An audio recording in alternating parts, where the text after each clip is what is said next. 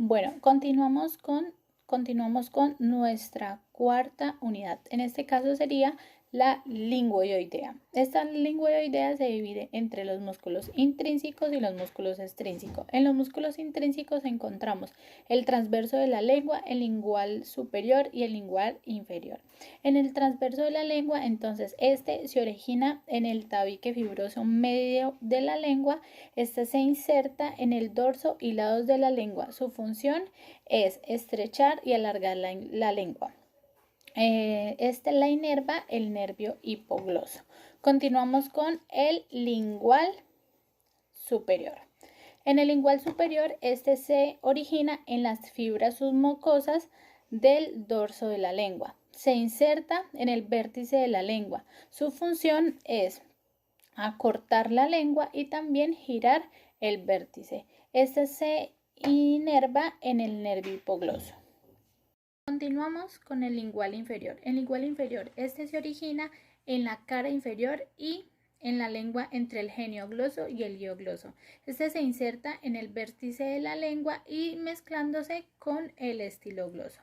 Su función es acortar la lengua y girarla en el vértice hacia los lados y hacia abajo.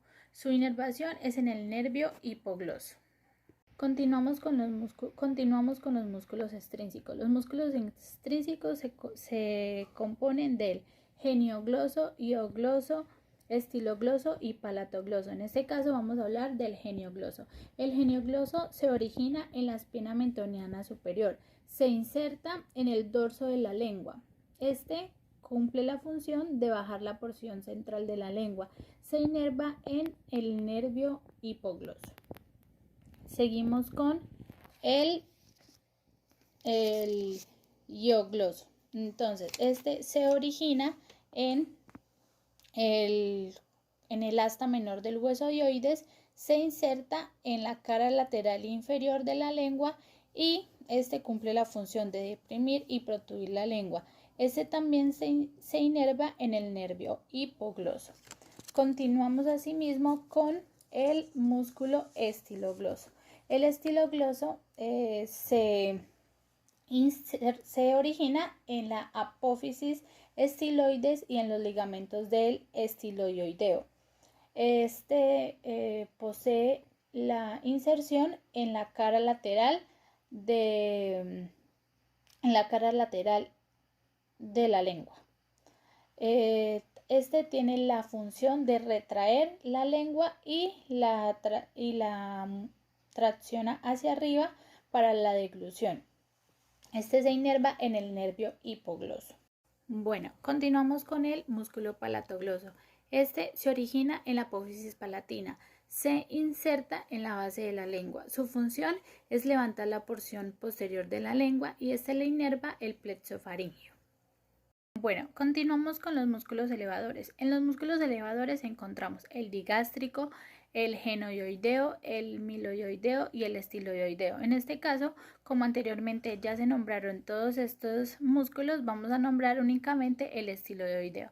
El estiloideo, este se origina en el borde posterior de la apófisis estiloides, se inserta en el cuerpo del hueso dioides y tiene su función es elevar el hueso dioides y la base de la lengua. Este también se inerva en el nervio facial. Continuamos con los músculos depresores. Entre los músculos depresores encontramos el omoioideo, el esternoioideo y el tiroideo. En este caso vamos a hablar lo que es el omoioideo. Este se origina en el borde superior de la escápula y el ligamento transverso. Este se inserta en el hueso dioides. Tiene la función de deprimir el hueso dioides. Esta la inerva una rama del nervio espinal como la C1 y la C2. Bueno, el esternotiroideo. Este se origina en el manubrio del esternón. Se inserta en el cartílago tiroides de la laringe. Este posee la función de deprimir el cartílago tiroides de la laringe y se inerva en el asta cervical. Continuamos con el músculo tiroideo. El tiroideo, este se origina en la fosa gástrica de la mandíbula. Se inserta en el tendón intermedio y del cuerpo oioides. Se encarga de deprimir el hueso oioides y eleva el cartílago tiroides. Este se inerva en una rama del nervio espinal de la C1 y la C2 y también en el nervio hipogloso. Nuestra unidad número 5 es la unidad velofaringea. Esta se divide en los músculos constrictores. Entre los músculos constrictores está el palatogloso, que se origina en la apófisis palatina. Se inserta en la base de la lengua. Esta posee la función de levantar la porción posterior de la lengua. Se inerva en el plexo faríngeo. El músculo palatofaríngeo.